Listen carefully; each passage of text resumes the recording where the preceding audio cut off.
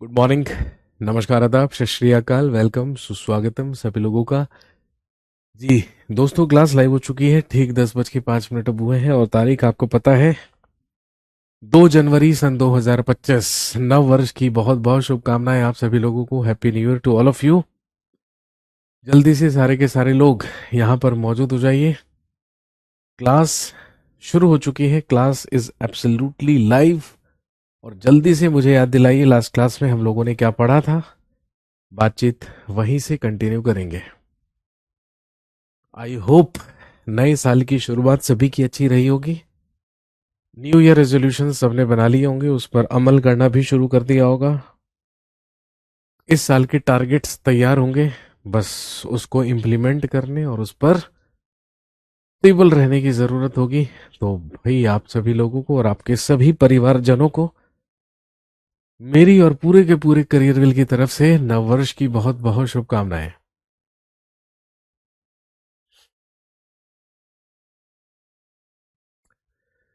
दोस्तों, आप जानते हैं कि लास्ट क्लास में हम लोगों ने पढ़ना स्टार्ट किया था मुगल एम्पायर या मुगल साम्राज्य के बारे में।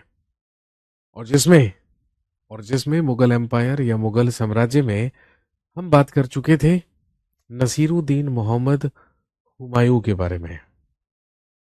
सॉरी, जहीरुद्दीन मोहम्मद बाबर के बारे में। और आज हम शुरू करेंगे नसीरुद्दीन मोहम्मद हुमायूं के बारे में, जो कि भारत का दूसरा मुगल बादशाह रहा।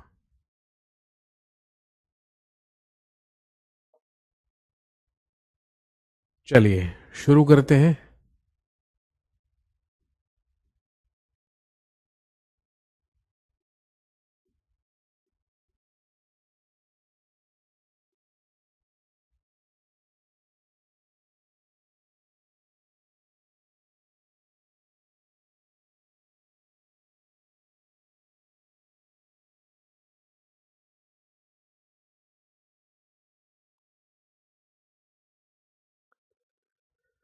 मुगल एम्पायर हम पढ़ रहे थे, मुगल साम्राज्य के बारे में। और चलिए, आज हम इसमें बात करने वाले हैं मुगल बादशाह हुमायूं के बारे में।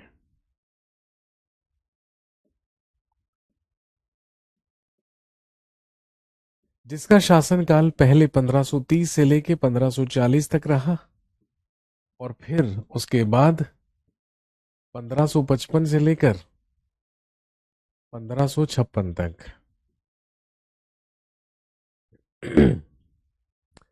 हमने लास्ट क्लास में पढ़ा था कि बाबर की मृत्यु 1530 ईस्वी में हुई थी और 1530 ईस्वी में बाबर के मरने के बाद ही उसका सबसे बड़ा पुत्र हुमायूं भारत का अगला मुगल बादशाह बना। पहले इसने 1530 से लेकर 1540 तक शासन किया, लेकिन ये 1540 में पराजित हुआ शेर शाह सूरी से। शेर शाह सूरी ने इसको पराजित कर हिंदुस्तान से बाहर भगाया और 15 साल तक निर्वास काल में रहने के बाद फिर से स्ट्रगल करके हुमायूं ने मुगल साम्राज्य की स्थापना 1555 ईस्वी में की। लेकिन कुछ ही महीनों तक शासन करने के बाद दिल्ली में अपने ही पुस्तकालय, अपने ही लाइब्रेरी की सीढ़ियों से नीचे गिर जाने के कारण हुमायूं की मृत्यु हो गई। इसीलिए इतिहासकारों ने कहा है ये अभागा मुगल बादशाह था। He was an unlucky Mughal emperor. हालांकि ये ज्योतिष में विश्वास किया करता था, और इतना ज्यादा कि ज्योतिष के अनुसार हर दिन अलग अलग रंग के कपड़े पहना करता था, एज पर एस्ट्रोलॉजी। लेकिन फिर भी किस्मत ने साथ नहीं दिया। जरूरत से ज्यादा नेक दिल होना भी इसकी कमजोरी थी और छोटी सी जीत का बड़ा बड़ा जश्न मनाने का शौक था हुमायूं को। और इसकी यही जो क्वालिटीज थी, यही इसको ले डूबी और इसी का नतीजा हुआ कि 10 साल शासन करने के बाद इसे मुगल साम्राज्य से हाथ धोना पड़ा। हुमायूं का जन्म 1508 ईस्वी में काबुल में हुआ था। अफगानिस्तान के काबुल में 1508 ईस्वी में जन्म हुआ हुमायूं का, नसीरुद्दीन मोहम्मद हुमायूं। हम ऑलरेडी पढ़ चुके हैं कि भाई उस समय बाबर कहां पर शासन कर रहा था। काबुल में शासन कर रहा था। काबुल में ही 1507 में बाबर ने बादशाह या बादशाह की उपाधि धारण की थी। वहीं पर 1508 ईस्वी में जन्म हुआ था नसीरुद्दीन मोहम्मद हुमायूं का।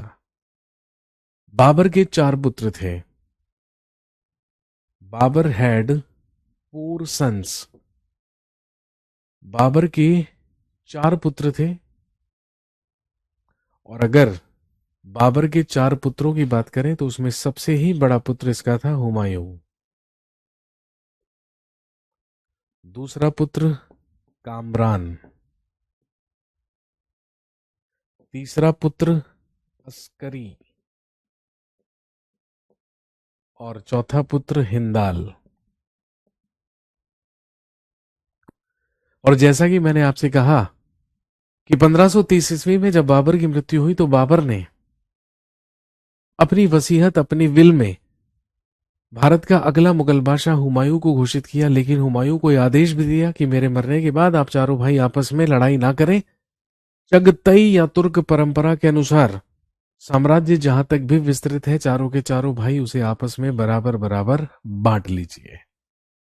अब क्योंकि हुमायूं अपने पिता का आज्ञाकारी पुत्र था और जरूरत से ज्यादा नेक दिल भी, इसीलिए वो मुगल साम्राज्य जिसको स्थापित हुए अभी केवल 4-5 वर्ष ही हुए थे, उसका विभाजन कर दिया हुमायूं ने, जो कि हुमायूं के जीवन की सबसे बड़ी गलती साबित हुई।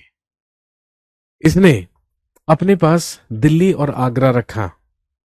दिल्ली और आगरा प्रांत हुमायूं ने अपने पास रखा। और ध्यान रखेंगे, कामरान को दे दिया गया काबुल और कंधार। अफगानिस्तान का काबुल और कंधार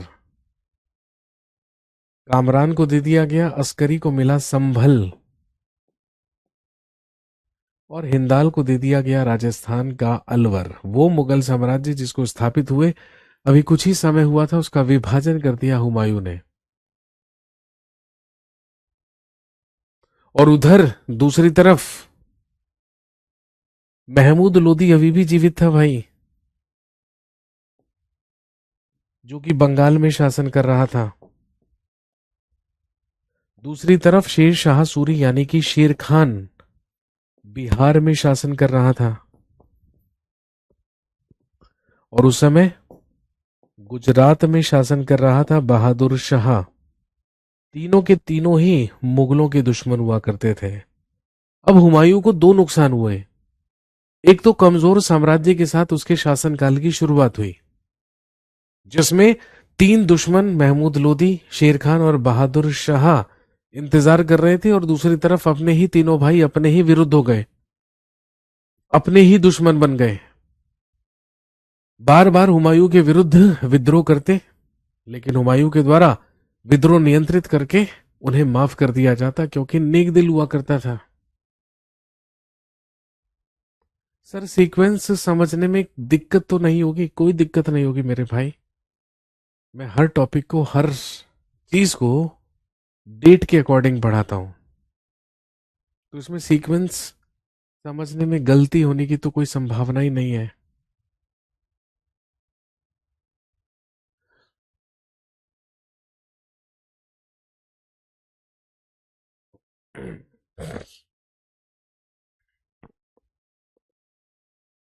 क्लियर हो गई बात?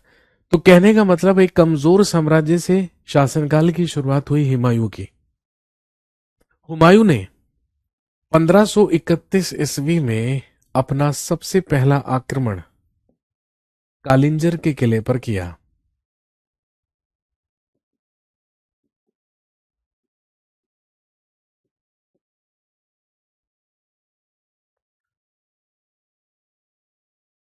हुमायूं ने अपने शासनकाल में सबसे पहला आक्रमण या सबसे पहला अटैक 1531 ईस्वी में कालिंजर के किले पर किया, जिस समय कालिंजर का रूलर या शासक हुआ करता था प्रताप रुद्रदेव।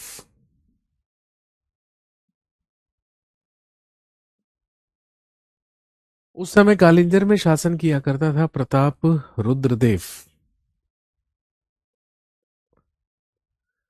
ये हुमायूं का सबसे पहला अटैक माना जाता है, जिसमें उसने कालिंजर के किले पर आक्रमण किया था। लेकिन इस अभियान में वो विफल हुआ, वो फेल हुआ। और जिस अभियान में और इस अभियान में जब वो विफल हुआ, तो महमूद लोदी की नजर मुगल साम्राज्य पर पड़ी और महमूद लोदी थॉट कि वो हुमायूं पर अटैक करके मुगल साम्राज्य पर अधिकार करें, मुगल साम्राज्य पर कब्जा करें। और इसी उद्देश्य से 1531-32 ईस्वी में ही एक युद्ध लड़ा गया जो कहलाता है बैटल ऑफ दोहरिया।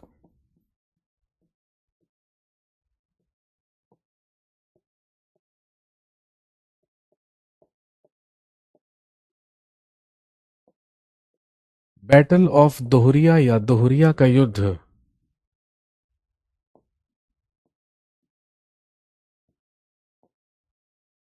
जो कि हुमायूं और महमूद लोदी के बीच लड़ा गया। हुमायूं और महमूद लोदी के बीच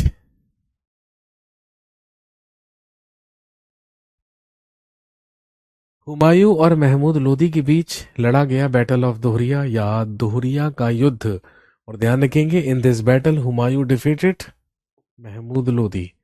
इस युद्ध में हुमायूं के द्वारा महमूद लोदी को पराजित किया गया। महमूद लोदी मारा गया और महमूद लोदी के मरने से सबसे ज्यादा फायदा मिला शेर खान को, जो कि बिहार में शासन कर रहा था। और अब महमूद लोदी के बाद इसने बंगाल पर भी अधिकार कर लिया।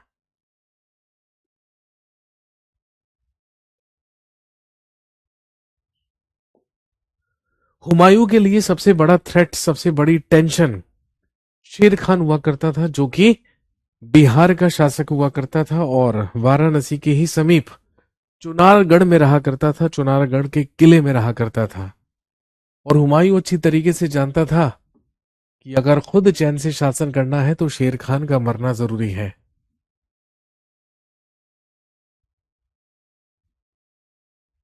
इन 1532 लिखेंगे हुमायूं अटैक्ड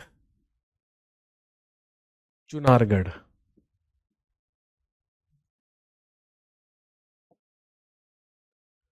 1532 ईस्वी में हुमायूं ने चुनारगढ़ पर आक्रमण किया।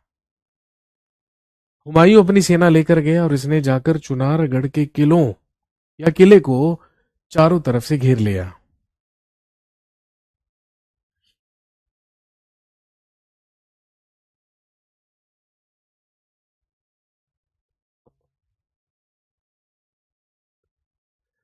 पंद्रह सौ बत्तीस ईस्वी में हुमायूं के द्वारा चुनारगढ़ पर आक्रमण करके किया गया। चुनारगढ़ का घेरा डाला गया और चुनारगढ़ को चारों तरफ से घेर लिया गया हुमायूं के द्वारा। लगभग 6 महीने तक ये घेरा डालकर रखा गया, लेकिन ना तो हुमायूं चुनारगढ़ के किले में प्रवेश कर पाया और ना ही शेर खान बाहर निकल कर आया। और जब लगभग 6 महीने बीत गए तो शेर खान ने अपने पुत्र को एक सेना की टुकड़ी देकर, बटालियन देकर हुमायूं की सेवा में भेजा और उसे झूठी संधि कर ली। इस संधि से संतुष्ट हुआ हुमायूं, जो कि उसकी बहुत बड़ी गलती थी, इस संधि को स्वीकार कर लिया और अपनी सेना जो 6 महीने तक उसने डालकर रखी थी कहां पर, चुनारगढ़ में, उसे वापस लेकर आ गया हुमायूं। इतिहासकार कहते हैं कि यह इसके जीवन की दूसरी सबसे बड़ी गलती थी। चुनारगढ़ तक गया भी, 6 महीने तक घेरा डालकर रखा भी, लेकिन फिर भी शेर खान को मारे बिना, उसकी हत्या करे बिना ही वापस आ गया। अब हुमायूं का ध्यान शेर खान से पूरी तरीके से हट चुका था। बंगाल के शासक बहादुर शाह ने भी हुमायूं पर आक्रमण करने की कोशिश की, बट इन 1535 लिखेंगे हुमायूं डिफीटेड बहादुर शाह ऑफ गुजरात। लिखेंगे 1535 में हुमायूं ने गुजरात के बहादुर शाह को पराजित किया।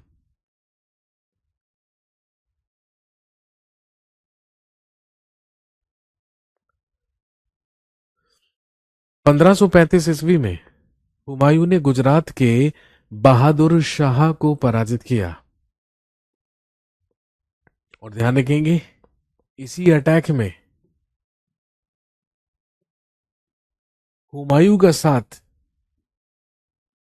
रूमी खान के द्वारा दिया गया था।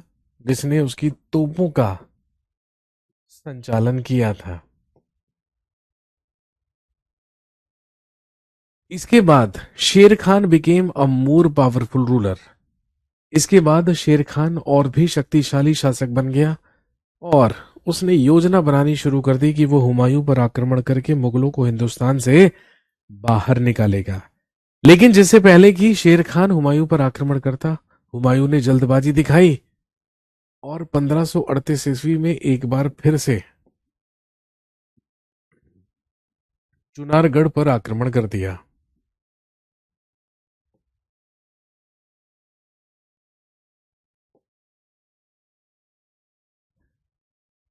1538 में चुनारगढ़ पर दूसरा आक्रमण या दूसरी बार आक्रमण हुमायूं के द्वारा किया गया। इस बार अपनी सेना के साथ और अपनी तोपों से चुनारगढ़ के किले की दीवारों को गिरा दिया गया और हुमायूं अपनी सेना लेकर प्रवेश कर गया चुनारगढ़ के किले में। लेकिन जैसा कि मैंने आपको बताया, छोटी सी जीत का बड़ा सा जश्न मनाने की आदत थी हुमायूं को। सर, रूमी खान ने किसे सपोर्ट करा? रूमी खान एक तोपची हुआ करता था जिसने हुमायूं की तोपों का संचालन या मुगलों की तोपों का संचालन किया था।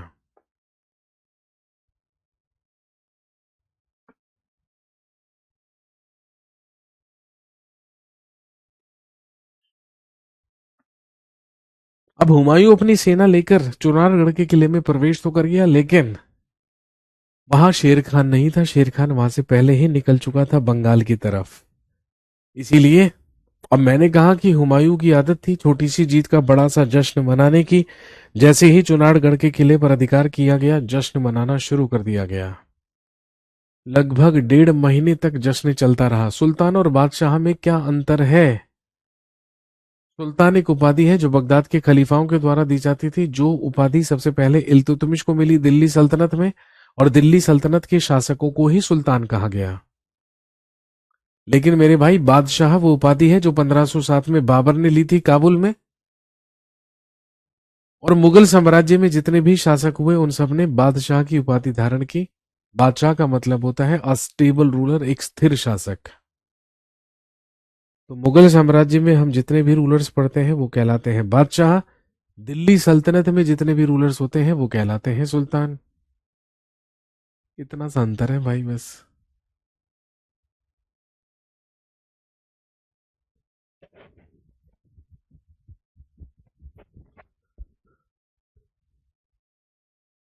ज्यादा अंतर नहीं है।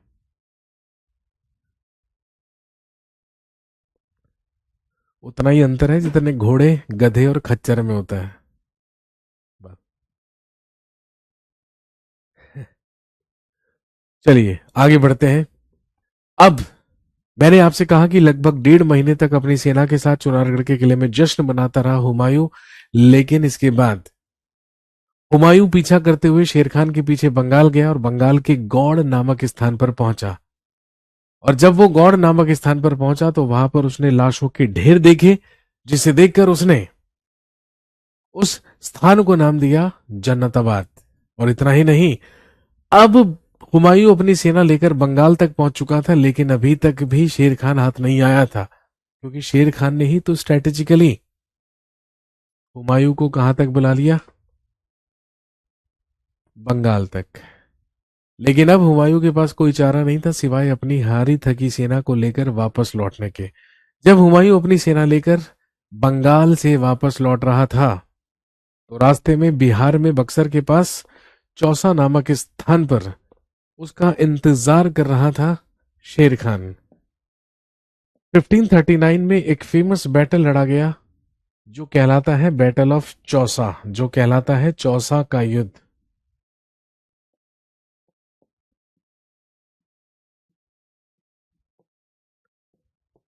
बैटल ऑफ चौसा या चौसा का युद्ध,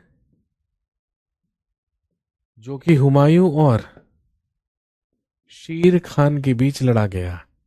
इस युद्ध में शेर खान ने हुमायूं को पराजित किया। और ध्यान रखेंगे, ही took the title of Sher Shah.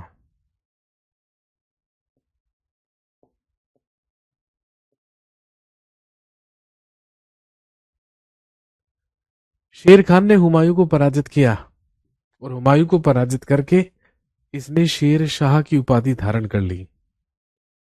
इतिहासकार ऐसा कहते हैं कि बुरी तरीके से हुमायूं की सेना पराजित हुई। शेर खान हुमायूं को मारने ही वाला था।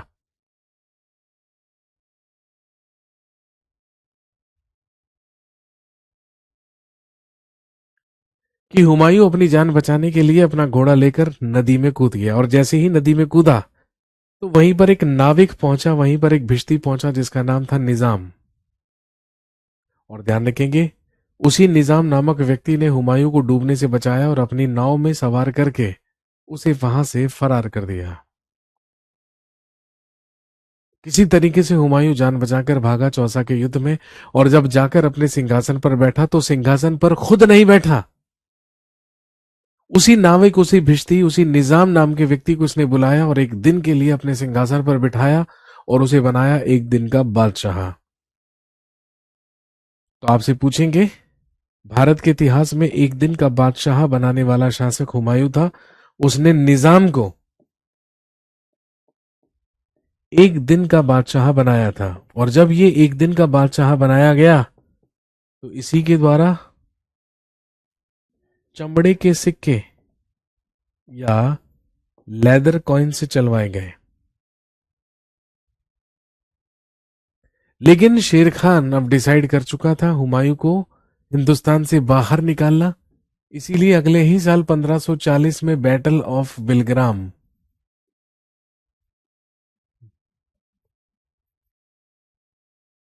बैटल ऑफ बिलग्राम या बैटल ऑफ कन्नौज,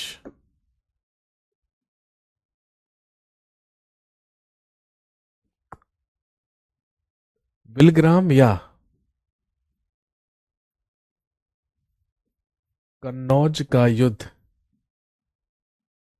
1540 ईस्वी में लड़ा गया हुमायूं और फिर से एक बार शेर खान के बीच। इन दिस बैटल, पर निजाम कौन था? निजाम एक नाविक था, नाव चलाने वाला भिश्ती नाविक।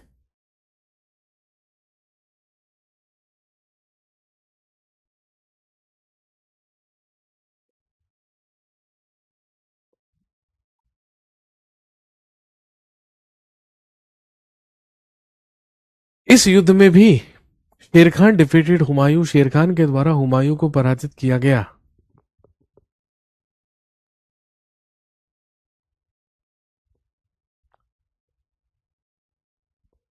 और ध्यान रखेंगे, शेर Khan defeated Humayun and founded Suri dynasty in India.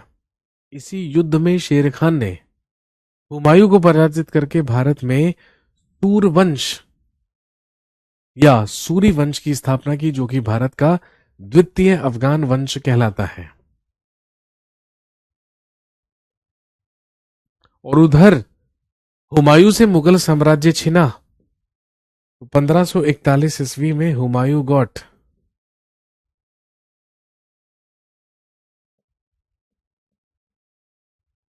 Married with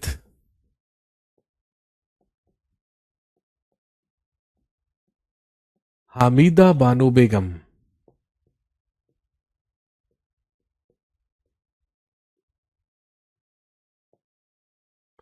1541 में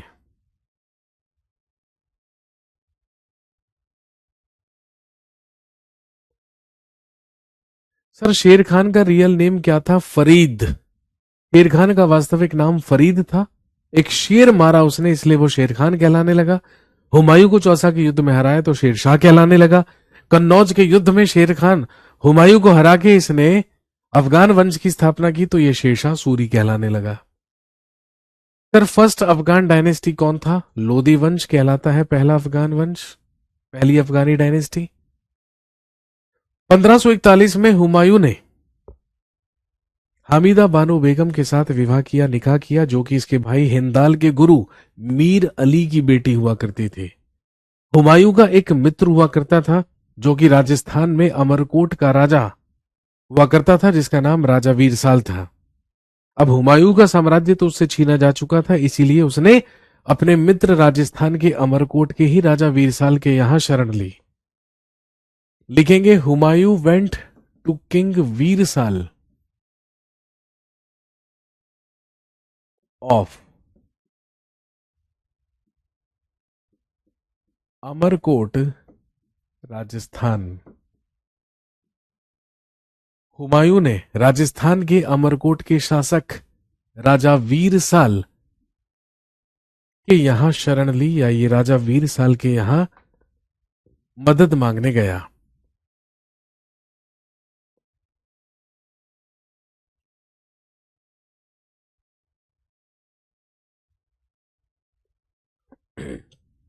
और ध्यान रखेंगे, राजस्थान का अमरकोट नामक स्थान इंपॉर्टेंट प्लेस है, और राजा वीरसाल का महल भी, क्योंकि यहीं पर अगले साल 15 अक्टूबर सन 1542 ईस्वी को हुमायूं के पुत्र का जन्म हुआ, यानी कि अकबर वॉज बॉर्न। मुगलों में सबसे महान मुगल बादशाह कौन हुआ? जलालुद्दीन मोहम्मद अकबर। एग्जाम में पूछते हैं अकबर का जन्म कहां पर हुआ था? राजस्थान के अमरकोट नामक स्थान पर, राजा वीरसाल के महल में।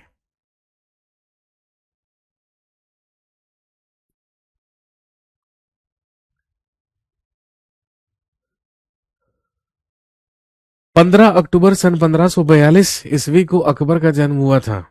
अकबर का जन्म हमीदा बानो बेगम के ही गर्भ से हुआ था। इसके बाद लिखेंगे Humayun went to Guru Angad Dev to take his blessings. सिखों के सेकंड गुरु या दूसरे गुरु हुए गुरु अंगद देव। लिखेंगे हुमायूं गुरु अंगद देव से भी आशीर्वाद लेने गया। हुमायूं गुरु अंगद देव से भी आशीर्वाद लेने गया। शेरशाह सूरी से पराजित होने के बाद, शेरशाह सूरी से हारने के बाद सिखों के दूसरे गुरु हुए गुरु अंगद देव, उनसे भी भेंट करने, उनसे भी मिलने के लिए हुमायूं गया।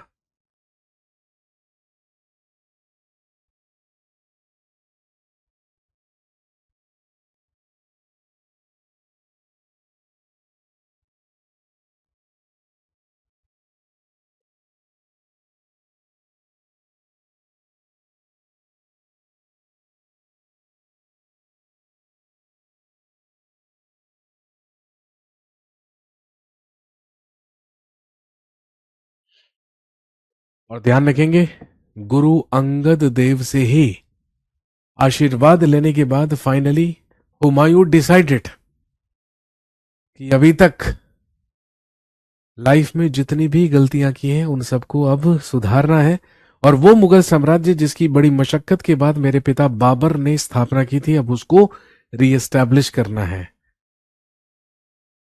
अकबर की ही दाई मां महामनगा और जीजी अनगा के पास बालक अकबर को छोड़कर हुमायूं और हुमायूं की पत्नी हमीदा बानो बेगम सीधे पहुंचे पर्शिया, यानी कि ईरान।